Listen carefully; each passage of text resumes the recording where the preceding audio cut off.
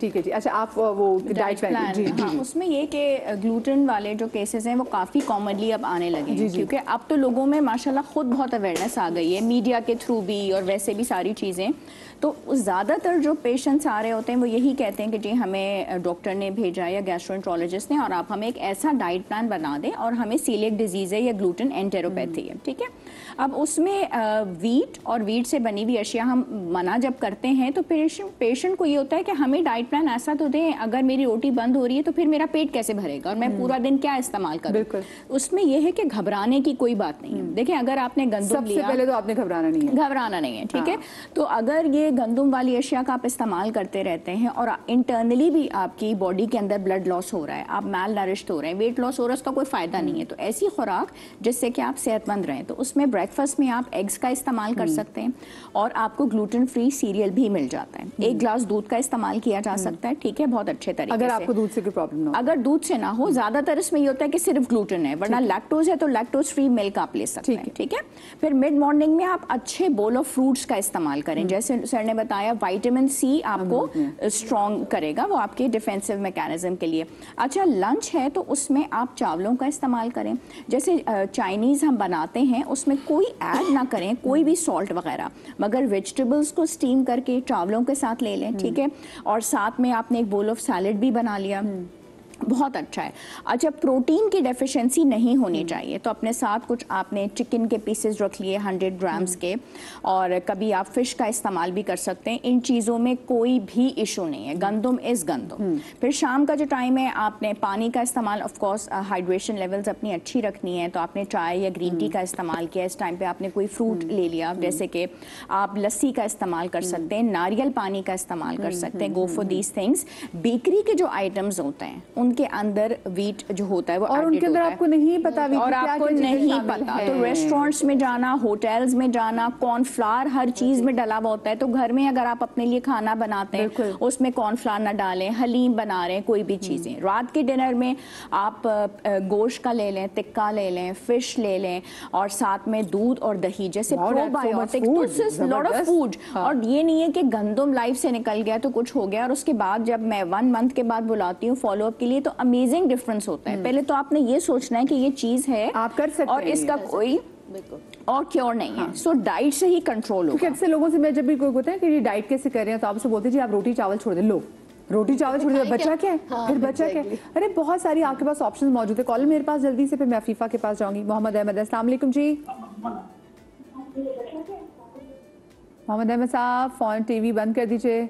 चले जी, कॉल में ड्रॉप कर रही हूँ। हम अफीफ़ा की तरफ रुख कर लेते हैं। अफीफ़ा, मैं आपसे बात करना चाह रही थी कि मुझे बताएं कि क्या माओं से भी बच्चों के अंदर क्या कोई एलर्जीज ट्रांसफ़र होती हैं?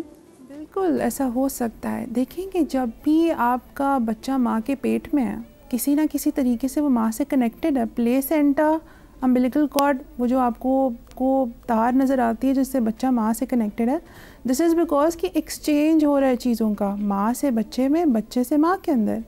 एंड दिस इज़ वेयर कि जो एंटीबॉडीज़ जिसकी हम अभी बात कर रहे थे वो माँ से बच्चे के अंदर ट्रांसफ़र हो सकती है। एंड 80% केसेस के अंदर ऐसा होता है कि अगर माँ किसी चीज़ से एलर्जिक है तो बच्चा भी उससे एलर्जिक होगा। आई नो अ वुमेन जो एस्थमेटिक है, नॉन एस्थमेटिक है, हर जब भी बाहर का सीज़न आता है उनको सांस का इशू क्रिएट हो जाता है। उनका बच्चा है जो एस्थमेटिक नहीं है, लेकिन उसको भी यही इशू होता है कि जब भी बाहर का सीज़न आता है उसको छींकें आना शुरू हो जाती हैं और ये सारे एलर्जी के साइन एंड सिम्टम्स क्रिएट हो जाते हैं। तो ज़रूरी है कि अगर माँ को किसी चीज़ से एलर्जी है तो उसको आइडेंटिफाई करे, जितना पॉसिबल हो माँ के लिए वो बचा के रखे अपने बच्चों को उस चीज़ से, उसका एक्सपोजर ही ना होने दें। This could be preventable for the child to develop allergies. मुझे बताएं, अगर कोई फूड एलर्जी आपको ड्यूरिंग प्रेगनेंसी हो जाए तो क्या वो बच्चे के लिए मुश्किल पैदा कर सकती है? बिल्कुल कर सकती है। जैसे मैंने आपको बताया कि एंटीबॉडीज़ माँ से बच्चे में जा सकती हैं, तो हो सकता है कि जब बच्चा आपकी एज में पहुँचे, या हो सकता है जब बच्चा छोटा ही हो वो उन एलर्जी को डेवलप कर ले। ये नहीं कि जब बच्चा आगे, मैं इसकी बात नहीं कर रही। व्हेन यू आर प्रेग्नेंट और ऐसी कोई भी फूड एलर्जी क्या आपके बच्चे के लिए जानलेवा साबित हो सकती है, जो वो बच्चा जो आपकी वूम में है? इस तरह की एलर्जीज़ जो फेटल होती हैं आम तौर पे वो बचपन में ही डायग्नोज हो जाती हैं। प्रेगनेंसी के अंदर इस किस्म की कोई एलर्जीज़ अभी तक रिसर्च में नहीं आई कि वो ऐसी हों कि बच्चे को अफेक्ट कर सके। हाँ, there are lot of infections जो आप डेवलप कर सकते हो, but there are no known allergies जिसकी आप बात कर रही हो जो बच्चे के लिए फेटल हो सकती हैं। सही सही। डॉक्टर साहब आप कहते हैं ओपीडी जी आप ऐड करें। एक बहुत बड़ा रोल मैडम बता रही हैं, इसमें जेनेटिक्स का रोल है। ये जीन्स से बहुत ज़्यादा जो है वो एलर्जीज जो है वो कांटेक्ट हो सकती है। माँ और माँ के साथ बाप, इसमें कोई एलर्जीज हैं तो कोई एलर्जीज डेफिनेटली ट्रांसफ़र हो सकती है। एक दूसरा ओपीडीज़ की आपने बात कही, तो ओपीडीज़ के अंदर यही चीज़ जो है आती है हमारे पास, पेट में दर्द। अब हम जैसे एज अ सर्जन पेट के अंदर आया आपके पास कि मेरे पास पेट के दर्द से आया और मैं समझाऊँ कि कोई अपेंडिक्स है, और अगर अपेंडिक्स का दर्द है और मैं उसको ट्रीट कर रहा हूँ एज अपेंडिसाइटिस, और पता चला कि ये तो अपेंडिक्स नहीं है, और कुछ टेस्ट कराने के बाद मैं इस बात को कंटिन्यू करूंगी। मेरा अपना भी एक किस्सा मैं शेयर करूंगी, लेकिन आप कंटिन्यू करेंगे ब्रेक आगे, ब्रेक के बाद।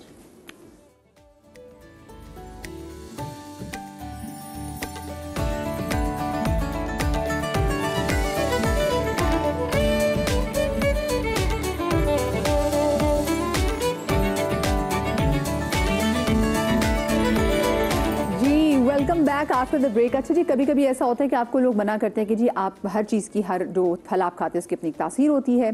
जैसे मुझे याद है बचपन में जैसे भुट्टा अगर बहुत शौक से खाते थे, सिरसों पंजाबी में हम सिट्टा भी कहते हैं, उसके बाद मना करते थे जैसे कौन है तो आपने उसके बाद पानी नहीं पीना, मना करते हैं।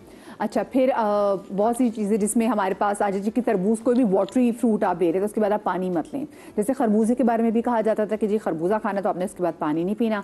अब मुझे बचपन में बहुत क्यूरोसिटी होती थी, क्यूरोसिटी आप देखिए क्यूरोसिटी है तो सवाल पूछने की आदत बन गई ना मुझे, तो मना था कि जी आपने खरबूजे के बाद पानी नहीं पीना। अब मैं साइड से रात बैठ के पढ़ना, साइड से रात बैठ के पढ़ती थी, खाती रहती थी। फ्रिज खोला, फ्रिज में पड़ा हुआ था मज़ेदार सा खरबूजा कटा हुआ, ठंडा ठंडा, मैंने निकाला, मैंने खाया। अच्छा, खरबूजा मैंने खा लिया तो पढ़ते हुए मुझे एकदम से एहसास हुआ और हुआ दिमाग में कि क्यों ना मैं पानी पी के आज चेक करूं। कल वैसे भी छुट्टी है, इनकेस कुछ होगा तो देखते हैं क्या होता है, पानी पिया जाए। मैंने जनाब जाके पानी पिया। वो क्यूरोसिटी, कुछ बच्चे ऐसे होते हैं, मैं अपने बच्चे को कभी दोष नहीं दूंगी, मैं खुद वो थी।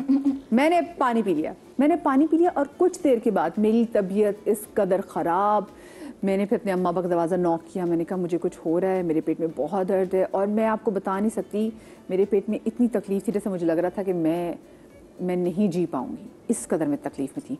मेरे अम्मी अब्बू मुझे रात के सुबह के 4 बजे लेके इमरजेंसी में भागे तो हॉस्पिटल वालों ने कहा इनको तो अपेंडिक्स की पेन हो रही है, हम इसका फ़ौरन ऑपरेशन कर देते हैं। मेरे अब्बू को था लड़की ज़ात है, इसका क्या मैं ऑपरेशन कराऊँ, प्लीज़ आपने डॉक्टर साहब हमें एक और मौका दें, हम एक सेकेंड ओपिनियन ले लेते हैं। लो जी, वो मुझे लेके गए दूसरे हॉस्पिटल में। वो दूसरे हॉस्पिटल, बल्कि जो वो बड़ा हॉस्पिटल था जहाँ मुझे अब्बू लेके गए थे पहले, उन्होंने कहा इसका ऑपरेशन करना है, और लाहौर के मॉडल टाउन में बड़ा हॉस्पिटल है। उसके बाद फिर अब्बू मुझे एक और छोटे क्लिनिक्स में लेके गए। वहाँ पे डॉक्टर ने कहा नहीं, इनको ना कुछ पूछा आपने खाया क्या था, मैंने उनको बताया मैंने ये चीज़ें खाई हैं।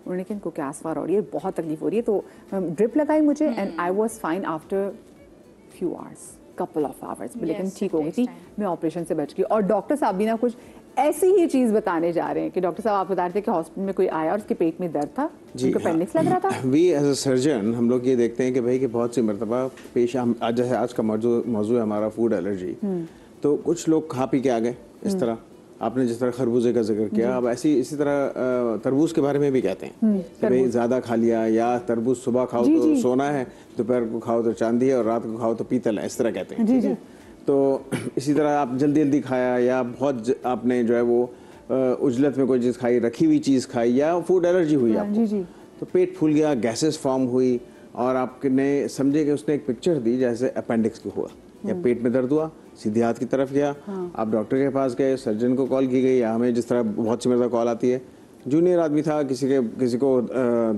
एक्सपीरियंस नहीं था, उसने हाथ लगाया, पिक्चर बिल्कुल अपेंडिक्स की थी, उसने भी डायग्नोसिस सही की, लेकिन आपने उसको कहा कि नहीं इसको अपेंडिक्स की ज़रूरत है। तो कुछ हमें उसमें थोड़ा सा रुक के सोच के फिर अमल करना पड़ता है। ठीक है ना, तो जो सीनियर होता है थोड़ा उसको तजुर्बा होता है, जिस तरह आप दूसरे हॉस्पिटल में गई, हो सकता है वहाँ सीनियर आदमी हो, वहाँ उसने देखा, तो हो सकता है this was the case of food allergy, और आपको या फूड इंटरेक्शन हुआ किसी चीज़ से, गैस फॉर्म हुई, और हम वहाँ रुक गए और खामखा कि हमने उसको ऑपरेशन ना किया। और इसी तरह की food allergy sometimes they manifest with क्या इस तरह आती है कि या तो वॉमिटिंग हो, नोजिया हो या बहुत ज़्यादा डायरिया हो और फिर पता चले कि भाई या तो एब्डोमेन फूल गया और समटाइम्स रॉन्गली ऑपरेशन हो जाए, ठीक है। तो बड़ा एहतियात के साथ ये फूड एलर्जीज को देखना चाहिए और सोच समझ के फिर इसको फैसला लेना चाहिए। फिर कौन सी फूड एलर्जी जानलेवा हो सकती है जो आपको मार सकती है और हमें पता नहीं चलता? अब देखिए पूरी दुनिया के अंदर अगर हम देखें तो 6% of the population world wide food allergies हैं। तो और दूसरी बात ये कि फूड एलर्जी क्योंकि बच्चा माँ और बाप दोनों से 50% वहाँ से ऑटोसोम्स लेकर आता है, इनहेरिट करता है, तो इनहेरिट करता है। तो उसको अगर मदर फादर को है तो वो बच्चे को भी हो सकती है। डॉक्टर साहब ने अभी एक बात की जिस तरह अपेंडिक्स के ऊपर, तो अब आजकल तो बहुत एडवांस चीज़ें आ गई हैं क्योंकि अपेंडिसाइटिस जब आइटिस आता है तो इट मीन्स कि इन्फ्लेमेशन, सोजिश हो जाना। तो अगर आपने एक अच्छा सीटी स्कैन और उसको अच्छा एक डॉक्टर रेडियोलॉजिस्ट जिसने इसके ऊपर ओपिनियन दे दिया तो ये बात यहीं पे क्लियर हो जाती है कि आया उसको अपेंडिसाइटिस है या उसको गैस ट्रबल है। ओके। तो बहुत सारी ऐसी चीज़ें हैं। उसी के साथ जब आइटिस होगा तो लिकोसाइटिक काउंट बढ़ी हुई होगी, इन्फेक्शन क्योंकि उसके अंदर मौजूद है, उसके अंदर अपेंडिक्स के अंदर। तो आप इसको अगर थोड़ा सा रुक कर और प्रॉपर डॉक्टर के पास और प्रॉपर थोड़ी सी जो एडवांस इन्वेस्टिगेशन है उसकी तरफ चले जाएं तो आप बच सकते हैं खामा-खा की अपेंडिक्स, खामा-खा की जो अपेंडिक्स का ऑपरेशन है उससे। आपको एक बड़े मज़े की बात बताऊं कि सर्जन जब कुछ नहीं मिलता तो अपेंडिक्स ज़रूर निकाल देते हैं। तो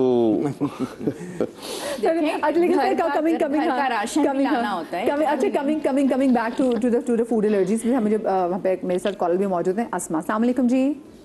वालेकुम अस्सलाम, कैसे हैं तमाम लोग? बिल्कुल ठीक, आप कैसी? ठीक है अल्हम्दुलिल्लाह, बिल्कुल ठीक ठाक हूँ। एक बहुत मजे की बात करना चाह रही हूँ, आपका प्रोग्राम बहुत अच्छा चल रहा है। बताइए प्लीज। थोड़ा सा मुझे सब लोगों से एक बात पूछनी ये है कि इम्यून सिस्टम की बात हो रही है, फूड एलर्जी की बात हो रही है। आप ये बताइए कि हम लोग जितने भी हैं, यानी कि हमारी फैमिली से आउट ऑफ फैमिली लोग जो हैं, अगर एक दिन के चावल रखे हुए होते हैं या एक दिन का दूध रखा होता है या एक दिन की ब्रेड रखी हुई होती है, वॉट एवर कुछ भी चीज है, अगर हमने खाई है तो हम बिस्तर पे गए सीधा, ठीक है। वो 3 दिन अगर फ्रिज में रहे और हमने अपने मासियों को दे दिए तो मासी हमसे भी तगड़ी हैं और वो हमसे भी ज्यादा घर का काम कर रही हैं लग के। दूसरी बात ये कि अगर हम उन्हीं मासियों के साथ किसी बाजार जाते हैं और चलो कोई ठेले पे चीज है तो हमने बोला नहीं नहीं यार हम नहीं खाएंगे, तुम खा लो, और उन्होंने बोला नहीं तुम आप भी खा लें थोड़ा सा 2 चमचे, और हमने लिए तो हम बिस्तर के ऊपर हैं जबकि हम सारी हाइजेनिक चीजें खा रहे हैं। उन्होंने खाए तो हमारे 50-50 कपड़े धो रही हैं। तो ये बताइए कि हमारी मासियाँ हमें मोशन हो रहे हैं तो हम ब्रेक पर आ जाते हैं, इस हल्के फुल्के खाने खाते हैं। मैंने देखा हमें मासियों को कुछ मसले होते हैं तो वो तो सुबह भी आके हमारे यहाँ सुबह नाश्ते खा रही होती है, या कि बाजी खुद ही सही हो जाएगा, बाजी खुद ही सही हो जाएगा।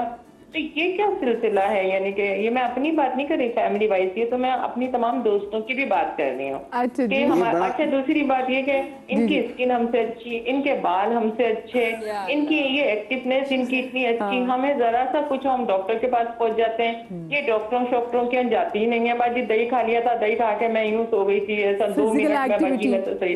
आप उनकी फिजिकल एक्टिविटी को बीट नहीं कर सकते। एक चीज, एक छोटी सी बात और बताती हूँ मैं आपको, बहुत मजे की। वो ये कि कहने वाली नहीं है लेकिन फिर भी मजे की बात है। चलो बता दे जल्दी से। अभी मेरे को आउट ऑफ टॉपिक है लेकिन अभी मेरे को प्रेगनेंसी कंसीव हुई।